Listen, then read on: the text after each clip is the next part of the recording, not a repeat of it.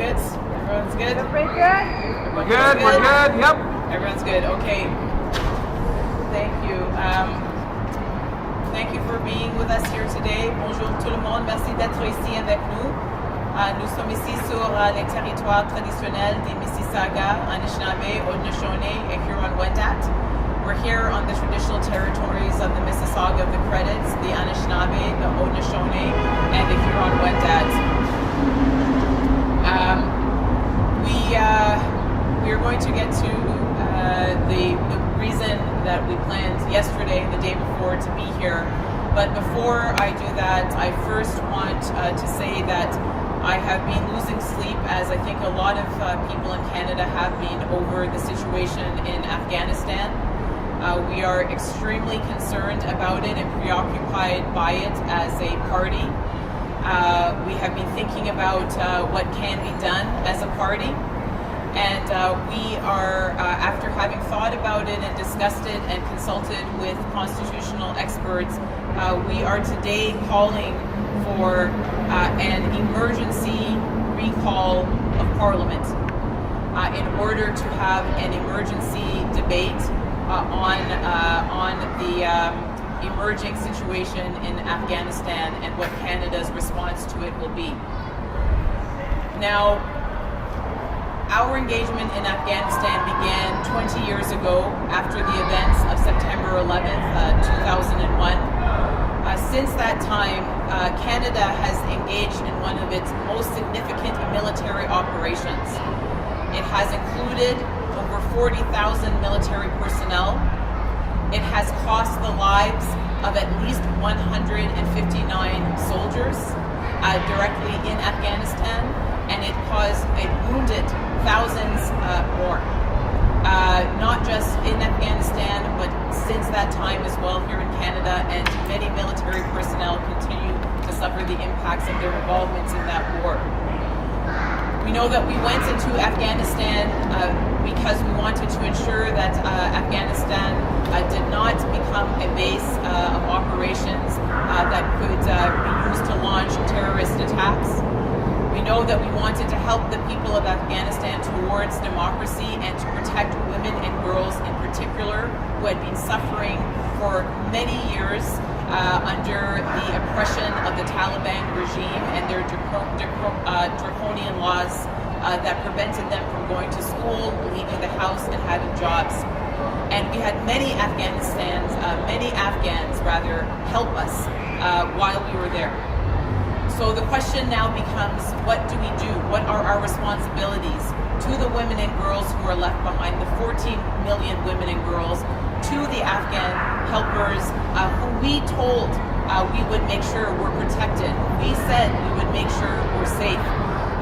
What do we do to ensure that that Afghanistan and the future of Afghanistan is not one of oppression and one where again Afghanistan becomes a staging ground for global attacks? So this is the moment for the world to come together. There are some things that it seems clear that we should do as an international community. And while sadly Canada did not succeed in getting that seat on the Security Council, we know that the Security Council is meeting today on an emergency basis. What we would like to see emerge from that meeting is a recognition that there should be no diplomatic recognition of the Taliban government, certainly not until there are verifiable confirmations that they will respect the laws of war and that they will respect fundamental human rights, two things that seem near impossible at this point to imagine that they might do, and certainly has not been demonstrated in any of their actions to date. We also cannot abandon those who tied themselves and had ties to the coalition that went into Afghanistan. We cannot abandon those who helped us, the personnel who helped us and aided our efforts when they were in Afghanistan. And there are many of those people who have been left behind, many of those people where there is absolutely no plan for them. So we believe that it is legally possible for Parliament to be recalled even though it has been dissolved. We believe that there is a precedent that we can refer to in Section 46.3 of the Emergencies Act. And we would ask the Governor General to reconvene Parliament so that there can be an emergency debate. Because there needs to be a plan, and there needs to be accountability, and there needs to be an assurance that we will offer as much protection as we can to those who are left behind. On a personal note, our family has been very preoccupied. My husband was a technical advisor to the peace negotiations in Afghanistan. He has many colleagues who have been working very hard towards peace in Afghanistan for many years.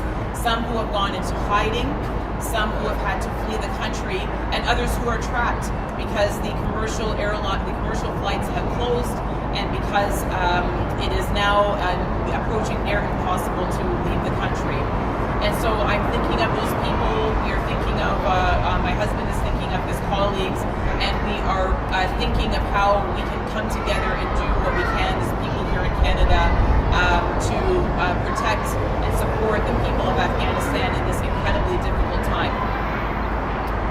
Alors, nous voulons demander au gouverneur général de reconvoquer le Parlement pour avoir un débat d'urgence sur la situation en Afghanistan.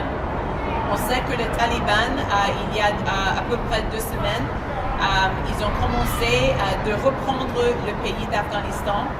Ils ont réussi en ce moment de reprendre toutes les villes majeures en Afghanistan, et y compris le capital d'Afghanistan. C'était notre engagement militaire en Afghanistan était un engagement très important dans l'histoire du Canada. On a eu 40 000 personnels militaires en Afghanistan. On a perdu la vie de 159 soldats en Afghanistan. Et nous avons promis les femmes et les filles en Afghanistan que nous allons les protéger. Nous avons promis à tous les Afghans qui ont participé dans notre effort pour créer la démocratie dans le pays et d'assurer les droits fondamentaux des femmes et des filles. Nous avons promis que nous serons là jusqu'au but. Alors, ce n'est pas le moment pour les abandonner. Ce n'est pas le moment pour dire que le sacrifice de les milliers de nos soldats va être un sacrifice sans un objectif, sans réaliser notre objectif. Les Nations Unies sont en train de convoquer une réunion d'urgence pour débattre qu'est-ce que serait leur réponse.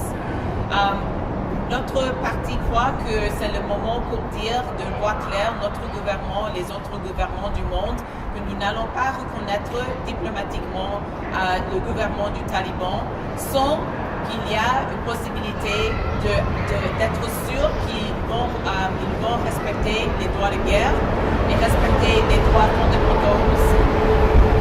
Nous devons aussi considérer comment nous allons protéger les Afghans qui restent coincés et bloqués dans l'Afghanistan, parce que sinon il y aura une énorme perte de vie de les personnes que nous avons promis de protéger.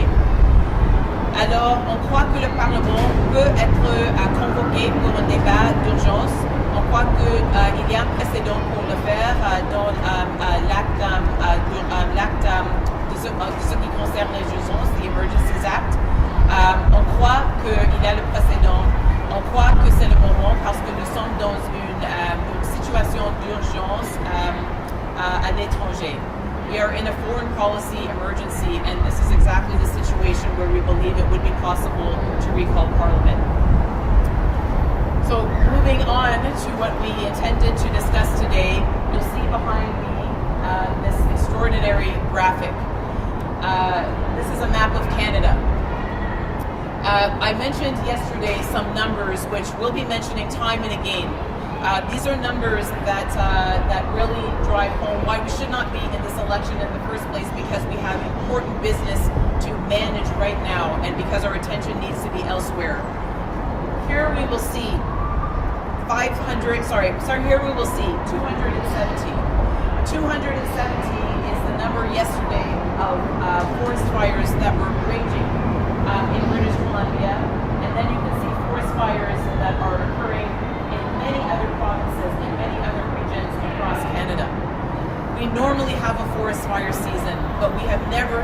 one this bad. We have never seen one this intense, and we know that this is only going to get worse.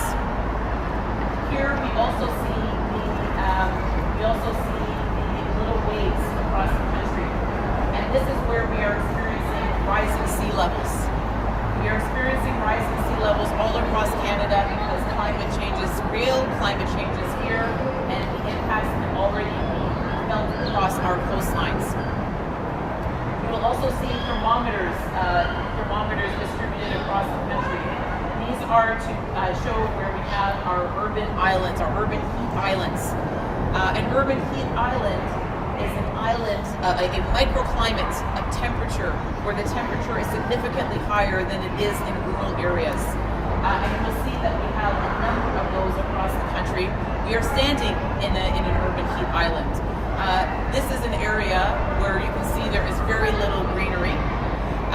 We are in the center of Toronto. We are in Toronto Centre, and the buildings and the pavement and the concrete absorb the heat, and then they release the heat. And we also know that there is a link between the affluence of a neighborhood and the likelihood that it is going to be one of these urban heat islands. The poorer the neighborhood, the more likely that it is going to be an urban heat island. And so we remember also the 570 that I mentioned yesterday. 570 were the number of residents of British Columbia that died who would not otherwise have died had it not been for the heat dome that settled on British Columbia at the end of June of this year. And we remember 49 degrees, because 49 degrees is the maximum temperature that was reached in Lytton, Ontario. 49 degrees is the extreme example of the heat that has devastated the prairies and caused a drought. A drought that is on track to be the worst on the books in Canada, and certainly the worst that the prairies has ever seen. So the bad news is that we have locked in 1.5 degrees. That whatever we do now to reduce greenhouse gas emissions, that amount of climate change has arrived. We are going to arrive at 1.5 degrees Celsius, and there is no way that we can avoid that. What that means is that we can expect to see what has already started, which are intense and more frequent extreme weather events, our oceans deoxygenating, our oceans acidifying, our glaciers melting, and our sea levels rising. The question now becomes, how bad do we want it to get? How bad are we willing to let things get before we take the action that is necessary? The Green Party says we don't want it to get any worse. And the only way that we can ensure that it doesn't get worse is to respect what we have been told in the recent report by the Intergovernmental Panel on Climate Change, which is that we need to take drastic action now in order to reduce, not to reduce, but to limit our greenhouse gas emissions so that we can limit our global warming. Concretely, what does that mean? First, let's keep some facts in mind. Canada has never hit one of its greenhouse gas emissions targets. In the 6 years of the current government, not one single target has been hit. Canada, year on year in the last 6 years, has seen greenhouse gas emissions rise. Year on year, every year for the past 6 years. Canada is one of the top 3 worst emitters of greenhouse gases in the world. In the world, Canada. And so this is the record of the last 6 years. And this is exactly what we cannot have more of. And while I know it is difficult for people to understand all of the technicalities of the climate emergency, understand this, that more of the same is a road to nowhere. That the path that we are on is a path that is going to lead us to more extreme weather events, more intense heat, more of what we are seeing on the map here today. And so we are going to be talking a lot about our green future and the climate in this election. And we are going to be talking concretely about how we get from here to there and how we can ensure a safe, sustainable future that ensures that Canada becomes a competitive green global economy. Today, just let me leave you with 3 concrete things that I think every person in Canada can wrap their head around. The Green Party of Canada does not support the construction of one single new pipeline in Canada. That means no Trans Mountain pipeline. That means no LNG pipeline. That means no LNG facility. We do not support one single new pipeline in Canada. The Green Party of Canada does not support fracking. Fracked gas is how we extract our natural gas. It is damaging. It releases methane. It is extremely damaging to our environment. We do not support any projects that rely on fracking gas. And the Green Party of Canada is opposed to any new oil exploration projects. We have to wind those down completely. Now, we say these things because in regard to all 3 of these things, we stand alone. We are the only party in Canada that has said clearly no new pipeline projects, no oil and gas exploration, no fracking. The only party. And there is no way for Canada to do its fair share to reduce greenhouse gas emissions without doing these 3 things. So today, let's take that message home. If we want to avoid more of this, then we have got to do those 3 simple things as soon as possible. No new pipelines, no more fracking, and no more oil and gas exploration. Alors, le but d'aujourd'hui, c'est de démontrer que nous sommes dans une situation d'urgence, que la crise climatique est ici, que si on veut éviter le pire, il faut assurer qu'on limite le réchauffement planétaire. Il faut assurer qu'on fait nos mieux de réduire nos gaz à effet de serre de manière ambitieuse et dans le plus court délai possible. Comment est-ce que nous allons le faire? Nous allons le faire par assurer qu'on ne construit pas même oléoducs au Canada. Il faut absolument annuler tous nos projets de construction des oléoducs au Canada. Il faut absolument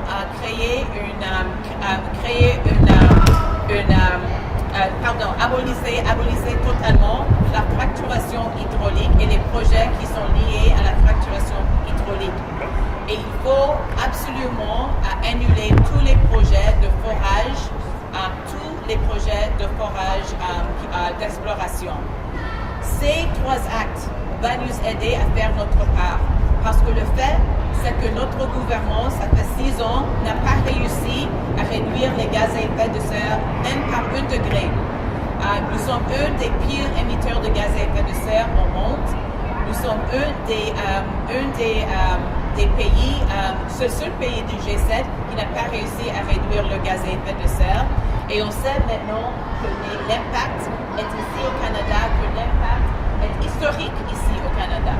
Alors pour aujourd'hui, nous avons un message simple, c'est le message qu'on ne peut pas construire des oléoducs, on ne peut pas fracturer et on ne peut pas continuer à créer des projets d'exploration, de forage d'exploration. Et avec ça, nous allons continuer la conversation, mais je le laisse là ici pour aujourd'hui. Merci.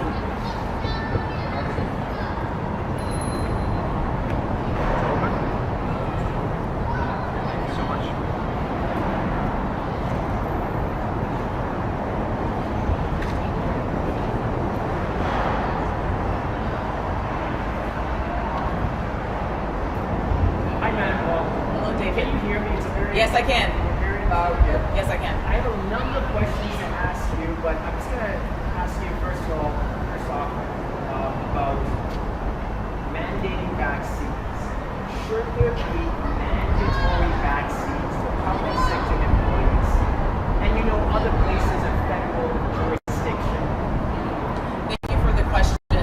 And this is a policy area that the Green Party is considering very seriously.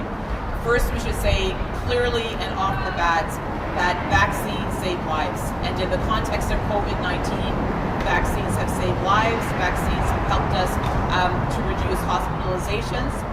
Vaccines have helped us to reduce mortality. Vaccines have helped us to send less people to the ICU. And I know that everyone is grateful that we have had access to vaccines in Canada. I'm vaccinated, my entire family is vaccinated as well. So more than anything, our message to people in Canada is please get vaccinated. If you have not been vaccinated, please go and get vaccinated. There is certainly somewhere nearby to you that can get you a vaccine, probably today. I'm in an urban center, so to be fair, there are parts of the country where it might be a little more difficult, but please get vaccinated. It's a matter of public health.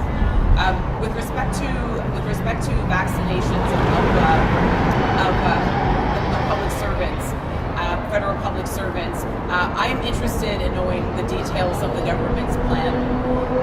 We know that there are those who are not able to get vaccinated for legitimate reasons. We know that there are those who are hesitant to get vaccinated. We know that there are whole communities of people who have had very difficult and painful contacts with the healthcare system that are still living the legacies of difficult contacts with Canada's healthcare system and that are worried. What is the plan to educate those people? What is the plan to allay their concerns? And have we explained to those who, for whatever reason, do not want to get vaccinated, but certainly those who have religious or cultural or other reasons, what reasonable accommodations we are going to make for them? So that is, the devil is always in the details, and we know that this announcement was just thrown out there with a deadline for after the elections, which of course is not a mistake at all, without answering any of those questions. And so those are the policy questions, those are the public health questions that should be answered. So, correct me if I'm wrong, it sounds like you do not support what the government is calling for because you don't see enough of the details. And if I'm right on that, can you just tell me what sort of details do you need to see in that plan for you to support mandatory vaccines for federal government employees and other places of federal jurisdiction? It's an excellent question, and that's exactly it. What is the plan? What is the plan? It is not enough, and it's certainly not responsible to just say, this is going to be mandatory. What are the details? Are there going to be exceptions to that? And if there are, what will they be? And how will we ensure that those employees are able to go to work safely and that they are not putting their colleagues at any risk? How are we going to explain to communities, which we know throughout this pandemic, which we have recognized, which our immunization panel has recognized, have hesitations because of cultural reasons, because of a legacy related to terrible interactions with the healthcare system. How are we going to explain to them why this is important, why this is a public health, why this is important for the protection of themselves and their communities? It's important whenever we are talking about big public policy issues and considerations that we do it in a careful way and that we do it in a way where the details are shared with everyone. We should not be politicizing this at all. We absolutely should not be. We should not be approaching this as an election issue. We should be approaching this as a public health issue, and we should only be thinking about what is the best interest of people in Canada.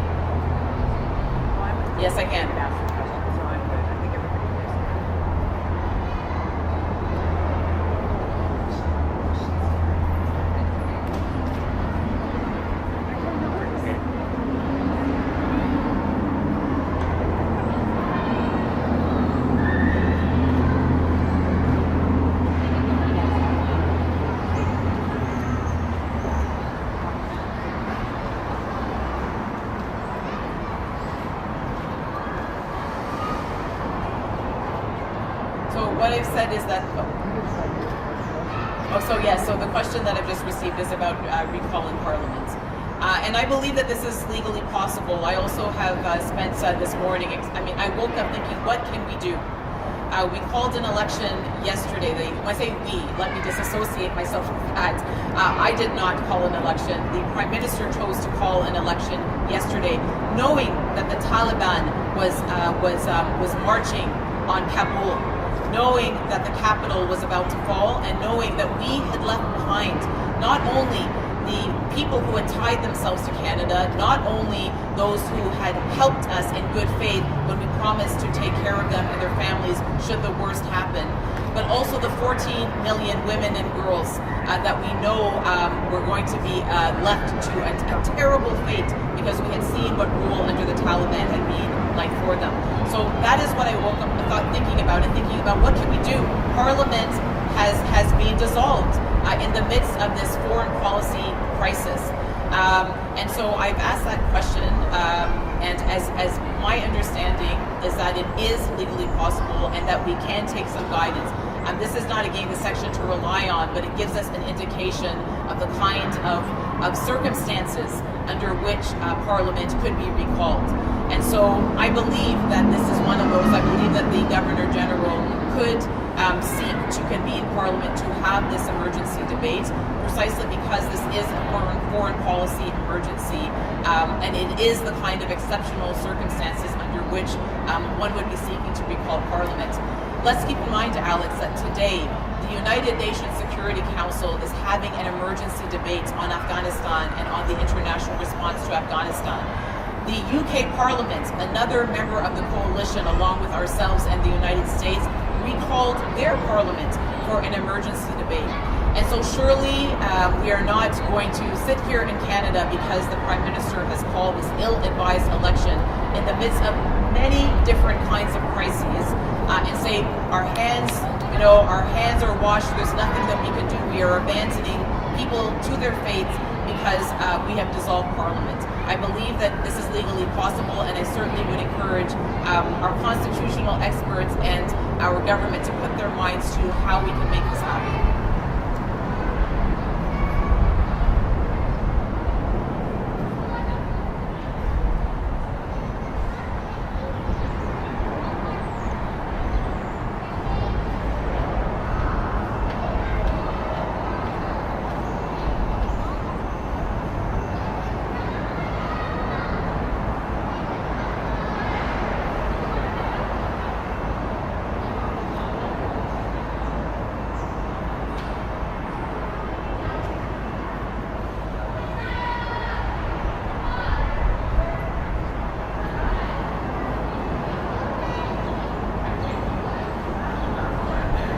So if the situation, so the question, sorry for the cameras that are here, it's about the national campaign and the situation with it. The Green Party of Canada, and I knew this when I signed up, and we all did as Greens when we signed up for the Green Party of Canada, is a relatively young party. It is a startup party. Every seat that we win, we have to work hard to win, and that includes mine. I never had any interest in cannibalizing the seats in our party or taking a seat from one of our sitting MPs. I'm here to grow our party and to grow it in places of the country that I believe are going to be responsive to our message, and that includes here in Toronto Centre, and it includes Ontario. What that means realistically, and it was the case when Elizabeth ran for her seat as well, is that I need to spend a significant amount of time in the riding to persuade the voters in this riding that I am the right representative for them. The thing about Toronto Centre is that the policies and the positions that the Green Party wants to spend the most time talking about in this election all can be talked about here, and it's another reason I chose to run here. This is an urban heat island. This is a place that experiences extreme heat on the hot days exactly because of what we have done to our environment. We are able to talk about the climate here. We are able to talk about the need for social policies and completing our social safety net exactly because of the issues in this community. And so I'm going to be talking about national issues that are going to inform our national campaign. I'm able to do it from here, and the reality of being a Green is that I will mostly need to do it from here. In the meantime, our party has always been powered primarily by our volunteers and by our members.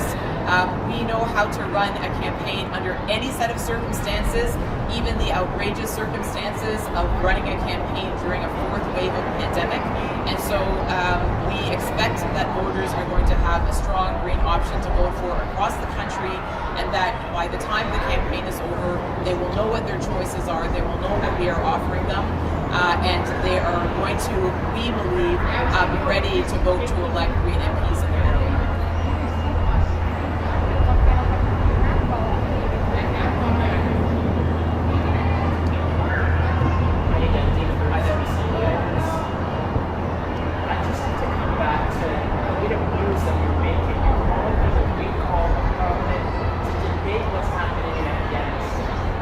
Under what circumstance can that be done?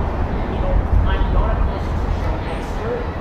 Being a member of the parliamentary press gallery or an amateur expert, and I don't know. I don't think there are grounds to recall once this is resolved, as it has been by the Governor General's election. So, what are the grounds that you would recall Parliament? Has this ever been done before in any Westminster democracy? I mean, can you just explain what? Yeah. How is that happening? Absolutely. And again, you're absolutely right. When I woke up this morning, and actually I think the first media release that we sent out earlier today, I was lamenting the fact that we were not going to be able to debate this in Parliament because it had not, because we would not be able to recall it. But it seems that there is a way to do it, that it is legally possible to do it, and that we can look toward the precedent of that section 46(3) of the Emergencies Act. I'm continuing to, I mean, even as I was sitting here waiting for our press conference to start, I was and our team has been reaching out to constitutional experts to see exactly how it could be done. But we believe that we should be able to ask the Governor General to reconvene Parliament for this emergency debate, exactly because it is a foreign policy emergency akin to the kind of emergencies that are described under Section 46 of the Emergencies Act, because of Canada's deep engagement in Afghanistan. As I said, the 40,000 military personnel that were committed there, the thousands that were injured, and also the many, many people that have been left behind.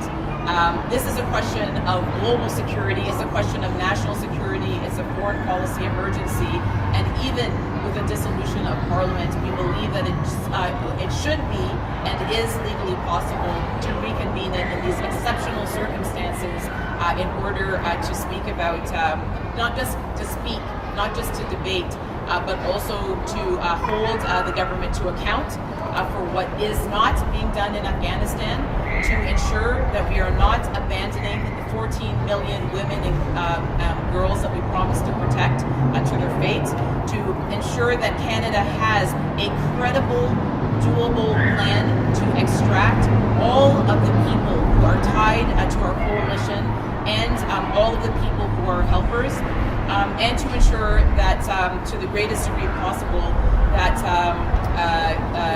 Afghanistan does not revert back to the dark days, and that it does not become a future staging ground for global attacks, and it does not become a major global threat. So we're going to continue to investigate this. We'll be happy to refer the media to the experts that we've been consulting, and we are going to see if there is any way possible to do this, because if there were ever circumstances to do it, it is certainly these ones. We are not prepared to abandon Afghanistan, certainly without exploring every single option that we have to do something in this incredibly dire situation. Just as a follow-up, real quick, Madam Paul, we call Parliament, you have this emergency debate, and then what happens? well, then I hope that the result of it is that there are concrete actions that are taking place. Government has not stopped functioning. We are in a situation that was foreseeable, that was avoidable, but that we did not prepare for. The Taliban has overrun Afghanistan in an exceptionally short period of time. The U.S. has not even fully withdrawn from Afghanistan, and yet we have the Taliban in Kabul and in all the major cities. We did not, as far as we know, Canada did not have a plan for extracting all of our helpers, all of those who have ties to the coalition from Afghanistan. Canada and the coalition did not have a plan for the 14 million women and girls who have been left behind, or for the human rights defenders who have been working hand in hand with the coalition to help bring democracy and the rule of law and respect for fundamental human rights. So we need a plan now. We need a plan in coordination with the international community about what we will do. As I said, one thing that the Prime Minister should say today, if he hasn't already, I don't believe that he has, is that Canada will offer no diplomatic recognition whatsoever to the Taliban until there are verifiable means of ensuring that it will respect the laws of war and that it will respect the fundamental rights of its population. Canada should be ensuring, right now, our government should be ensuring that all of the members of the coalition agree to this and that all of the members of the coalition are working in lockstep to ensure that everyone that should be extracted is, but beyond that, that the Afghans who are left behind and need to stay behind for one reason or another have the maximum protection that we can afford to them.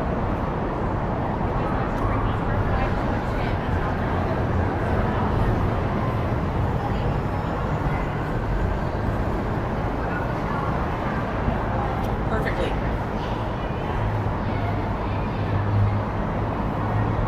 Alex, can you hear me?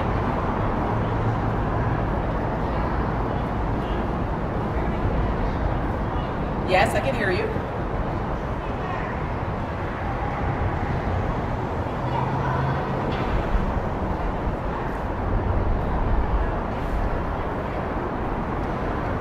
There seems to be a connectivity issue. Okay, sorry. Okay. All right, I think that's it. I think we lost our question from the start, but Alex, if you can hear me, you can give us a call. Happy to answer your question. Thank you very much. Merci beaucoup.